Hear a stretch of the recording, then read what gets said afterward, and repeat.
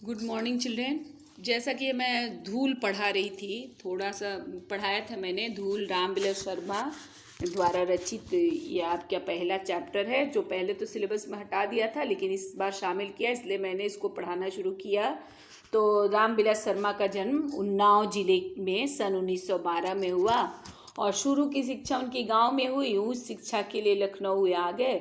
वहाँ से वो अंग्रेजी में एमए किए। विश्वविद्यालय में अंग्रेजी विभाग के प्राध्यापक हुए और पढ़ाई के समय में उसी समय हुए जो है ना 1900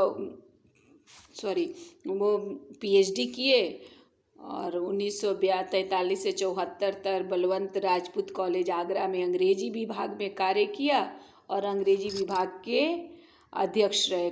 इसके बाद कुछ समय तक कन्हैया लाल मणिक मुंशी हिंदी विद्यापीठ आगरा में निदेशक पद पर रहे।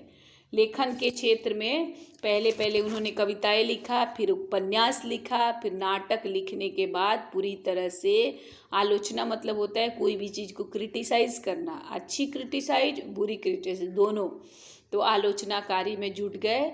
वो प्रगतिशील माने डेवलप्ड आलोचना के सशक्त माने वो ये बोला जाता है इम्पावर, जो होता है इम्पावर को बोलते हैं सशक्त, हस्ताक्षर माने गए हैं। गोस्वामी तुलसीदास और निराला के काव्य को नए निष्कर्ष पे रखा है। इनकी बहुत सारी कृतियां हैं, इनको बहुत सारे पुरस्कार मिले हैं, साहित्य अकादमी पुरस्कार, व्यास सम्मान, शलाका सम्मान, और इन्होंने पुरस्कार स्वरूप मिली राशि साक्षरता प्रदान, परंतु इन्होंने जो राशि मिली थी उन्होंने दान कर दिया। इन कई मुहावरों, लोकोक्तियों और जो गांव की भाषाओं हैं उनको लेके इन्होंने अपने लेख का निर्माण किया है। और इस चैप्टर में इन्होंने धूल की महिमा, धूल का महत्व, धूल की उपलब्धिता, धूल का उपयोगिता का वर्णन किया है। अपने वो जब यंग एज में थे तो अपने किशोरावस्था में, युवावस्था में पहलवानी के शौकीन ये रहे हैं। इसीलिए इस चैप्टर में उन्होंने अखाड़े की मिट्टी का भी वर्णन किया है।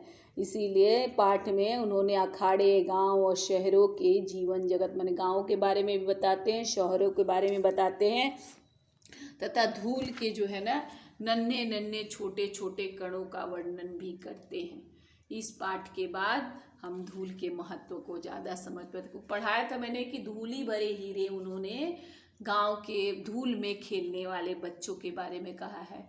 फिर उनका कंपेयर उन्होंने हीरे को हीरे से किया है। हीरा को हम लोग खरादा हुआ पसंद करते हैं, लेकिन जो बच्चे होते हैं वो हीरे होते हैं, वो धूल में ही अच्छे लगते हैं। ये भी बता रहा है कि अभिजात वर्ग ने बहुत सारे कॉस्मेटिक्स का उत्पादन किया, प्रोडक्शन किया, लेकिन अभी जो है ना बच्चे धूल में ही सने हुए अच्छे लगते हैं।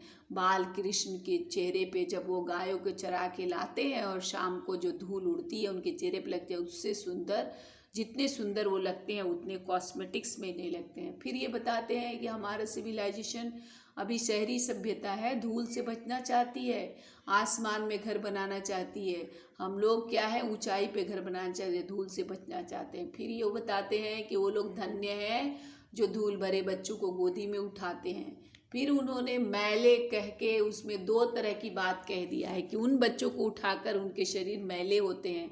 तो बता रहा है कि जो भी लेखक ये लिखा है तो धूल को पसंद नहीं करता, धूल का विरोध करता है, क्योंकि एक तरह बोल दिया है कि वो लोग धन्य हैं, दूसरा मैले शरीर करते हैं। उसी तरह जो है ना उस तरह करने से उन्होंने धूल को अलग कर दिया। फिर उन्होंने अखाड़े की मिट्टी का वर्णन किया है कि अखाड़े की मिट्टी वैसी मिट्टी नहीं है, उसको तेल और मट्ठे में सिंचाई जाती है, देवता पर चढ़ाया जाता है, उसको जो है ना उस शरीर पर मालिश की जाती है, उसके बाद से उसका शरीर इतना चिकना हो जाता है जैसे लगता है कुएं से मिट्टी खोद के नीचे की मिट्टी, चिकनी मिट्टी निकाली हुई है। उसके बाद से लेखक ने भी बताया है कि संसार में ऐसा सुख दुर्लभ है जिसने अखाड़े की मिट्टी को स्पर्श नहीं किया हो, उसका संसर्ग नहीं किया हो।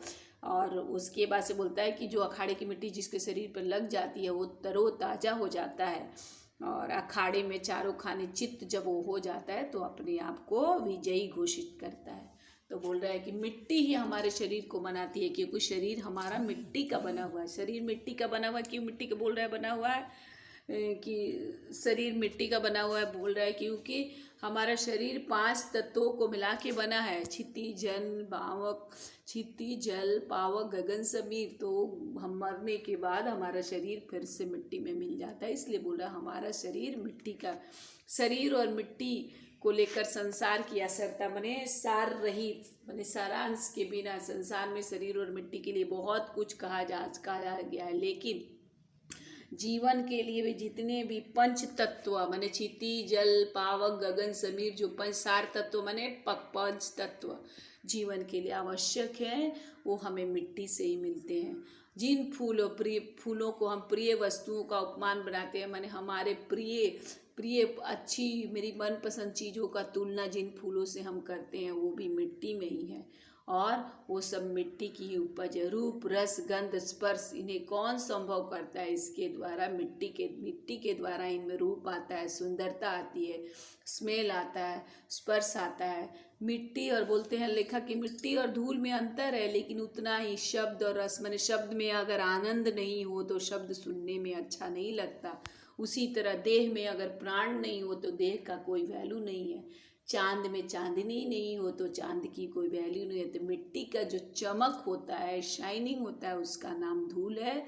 और मिट्टी के रंग रूप मिट्टी किस रंग की है उसके धुलते हुए धूल से समझ में आता है। यहाँ तक मैंने कल पढ़ा दिया था।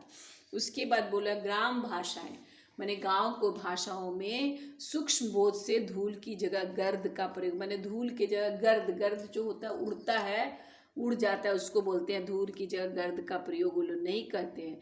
धूल किसको बोलते हैं? जो गोधूली गांव के लोगों के हिसाब से गाय जो शाम को चारागाह से चर के आती है, उनके पैरों से धूल उड़ता है तो शाम का वातावरण धुआं हो जाता है। इसी के गोधूली कह के उन लोगों ने धूल को अमर कह दिया हमेशा के लिए।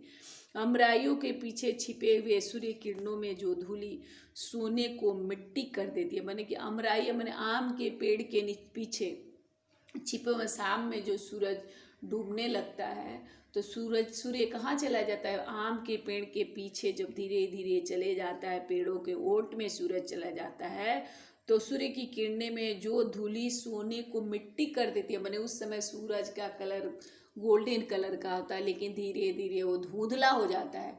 तो लेखक का कहना है कि धूल के कारण वो समय धुंधला हो जाता है।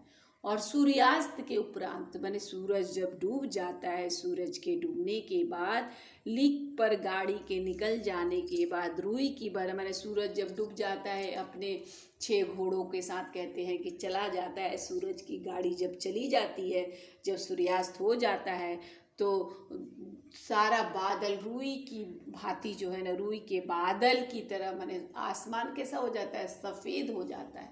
दिखने में रुई के बादल जैसा लगता है। इरावत हाथी लगता है, इंद्र का सफ़ेद हाथी। नक्षत्र पथ माने तारों के पहले तारे उगते हैं, उसके जस्ट पहले इंद्र का सफ़ेद हाथी। जहाँ तहाँ माने बादल, कहीं रुई का बादल दिखता है, कहीं लगता है सफ़ेद हाथी आसमान में। सूरज डूबने के बाद लेखक बोल रहा है कि आसमान में लगता है कि कहीं इरावत हाथी नजर आता है तो कहीं रुई के बादल नजर आते हैं। जो नक्षत्र पथ की भांति जहाँ तहाँ मतलब तारों के रास्ते के लिए लग रहा है कि तारे आ जाए, आसमान में तारे टिमटिमाने के लिए आ जाए तो उनका रास्ता बनाए रहते हैं। चांदनी रात में मेले जाने वाली गाड़ी के पीछे जो कभी कल्पना की भांति चढ़ती है। मतलब चांदनी रात में गांव के लोग, चांदनी रात होता है तो मेले जाते हैं तो गाड़ी जो है ना, पहले किस गाड़ी में ले जाते थे? बैलगाड़ी में जाते थे, लकड़ी के गाड़ी में जाते। तो चलने से, गाड़ियों के चलने से, कि गांव में क्या होता है कच्ची सड़क होती है तो जो धूल उड़ती है वो कवि की कल्पना, जैसे कवि कुछ भी सोच सकता है तो धूल कवि के कल्पना के समान उड़ती जो रहती है। जो शिशु के मुंह पर फूल की पंखुड़ियों पर साकार, माने जैसे फूल के पेटल पे धूल उड़ते हुए धूल उस पे लग जाता है तो फूल सुंदर लगता है, उसी प्रकार शिशु बच्चे के मुंह पर वो धूल उड़ती है, उड़ के बच्चे के मुंह पर लगती है तो बच्चा का मुख सुंदर लगता है, उसकी सौंदर्य को, उसकी सुंदरता को बढ़ा देती है। धूल हम लोग उसी को कहते हैं। गोधूली पर कितने कवियों ने अपनी कलम नहीं तोड़ दी। माने गोधूली गायों के लोग बोलते हैं गायों के पैर से उड़ने हुए जो धूली है उसको गोधूली, इसीलिए शाम को गोधूली वेला कहते हैं क्यों गोधूली बेला कहते हैं? उस समय गाय चरकर अपने घर को लौट के आती है, उनके पैरों से जो धूल उड़ते हैं उसीलिए उसको गो की धूली माने गोधूली। गोधूली पर कितने कवियों ने माने गोधूली पर बहुत सारे कवि ने लिखा है, लेकिन यह गोधूली गांव की अपनी संपत्ति है। गोधूली क्या है? गांव का अपना प्रॉपर्टी है, जो शहरों के बाटे में माने गांव में तो शहर में तो ग्वाल गाय चराने वाले लोग ये सब नहीं होते हैं। इसलिए लेखक का कहना है कि गोधूली जो शब्द है वो गांव की चीज़ है, वो शहरों की चीज़ नहीं है। क्योंकि शहर में गोपाल ग्वाल ये सब नहीं होते, शहर में गाय को चराने वाले ने तो गोधूली पर कितने कवियों ने कलम ने, लेकिन यह गोधूली गांव की संपत्ति है, जो शहरों के बाटे मतलब होता है भाग्य में, हिस्से में, मैंने शहर वाले लोग के हिस्से में नहीं। एक प्रसिद्ध पुस्तक विक्रेता के निमंत्रण पत्र में गोधूली के बेला में आने का लेखक बता रहा है कि एक बहुत बड़ा पुस्तक विक्रेता था, वो अपने निमंत्रण पत्र छपवाया था, किसी को इनविटेशन में गोधूली बेला में आने का आग्रह किया था। लेकिन शहर में धूल धक्कड़ माने शहर में धूल होता है, लेकिन गायों के पैरों की धूली नहीं नजर आती। इसीलिए बोलता है लेखक कि शहरों में गोधूली नहीं होती। यह कविता की विडंबना थी, और गांवों में भी जिस धूली को कवियों ने अमर कर दिया, विडंबना माने दुर्भाग्य, कविता की यह दुर्भाग्य बोला जाएगा कि गोधूली शहरों में नहीं होती है। और गांव में जिस धूली को कवियों ने क्या किया है, अमर कर दिया, वह हाथी घोड़ों के पग संचालन से उत्पन्न होने वाली धूली वरन गोपालों की पदों की धूली। बोला कि गांव में भी जिस धूली को कवियों ने अमर बना दिया है, मैंने धूल का इतना वर्णन किया है, वो धूल हाथी घोड़े के पैरों की धूल नहीं है, हाथी घोड़ों के चलने से उत्पन्न होने वाली धूल नहीं है। वो कौन सी धूल है? गायों और गोपालों, गाय को चराने वाले और गायों को पालने वाले की पदों की पैरों की धूल। इस प्रकार लेखक ने गोधूली को गांवों की संपत्ति माना है, क्योंकि गाय और गोपाल तो गांव में होते हैं, शहरों में देखने को यह नहीं मिलता। इसीलिए जब गोधूली मेला में वो पुस्तक विक्रेता ने निमंत्रण पत्र छपवाया है तो लेखक उसको मजाक समझ रहा है, उसको क्रिटिसाइज कर रहा है और बोल रहा है कि शहरों में गोधूली देखने को नहीं मिलती है। ये कविता का दुर्भाग्य है कि गांव में जो कवियों ने गोधूली को जो अमर किया है, जो गौओं के पैरों की धूली है, वो हाथी घोड़ों को चलने से, पग संचालन माने उनके पैरों के चलने से उत्पन्न माने जो धूल निकलती है वो धूल नहीं है, परंतु वरना गोपालों माने वो गायों और गाय को चराने वालों के पैरों की धूली है।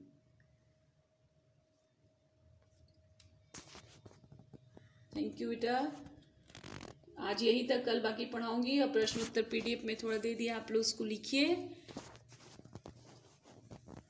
खुश रहिए, स्वस्थ रहिए, घर में